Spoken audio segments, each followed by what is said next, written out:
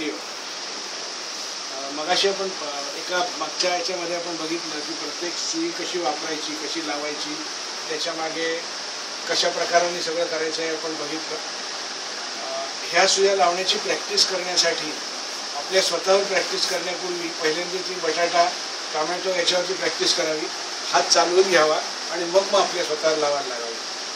परंतु तरीसुद्धा अनेक वेळा बरेच जणांना ही प्रॅक्टिस केली तरी स्वतःला लावायला किंवा दुसऱ्याला लावायला थोडं कठीण पडतं आणि त्याच्यासाठीचा मार्ग म्हणजे आपली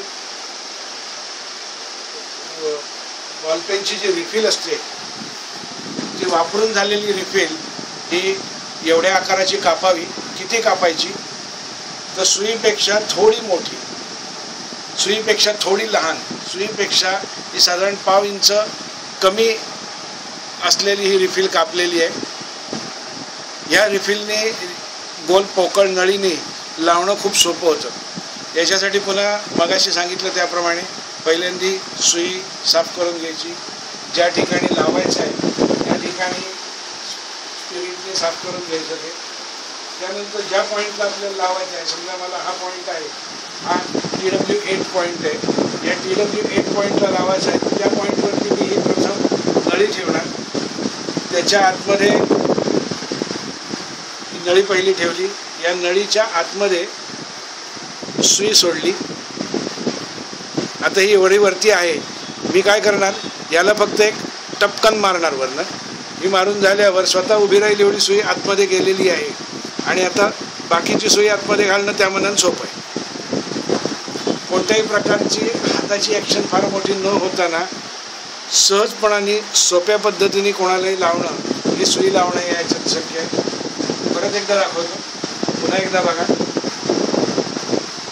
आता या नवीन पॉईंटला लावूया. हा LI11, हा LI10 हा सर्वायकल स्पॉन्डिलिसिससाठीचा डायग्नॉस्टिक पॉईंट आहे. सर्वायकल स्पॉन्डिलिसिससाठी जे ट्रीटमेंटचा पॉईंट आहे. या इथे मी ही नळी ठेवली त्या पॉईंटवरती, त्या नळीमध्ये सुई ठेवली आणि या सुईला एक टपली मारली आणि सुई आतमध्ये जाऊन उभी राहिली. अतिशय सोपी, कोणालाही फारसं न दुखताना, त्रास न होताना वापरण्यासारखी सुईची पद्धत. सगळ्यांनी ज्यांना कोणाला ॲक्युपंक्चर करायचं आहे त्यांनी ह्या पद्धतीने शिकून घ्या. वापरणं खूप सोपं आहे. दुसऱ्यांना त्रास न होताना वापरण्यासाठी ही नळीची पद्धत सोपी आहे.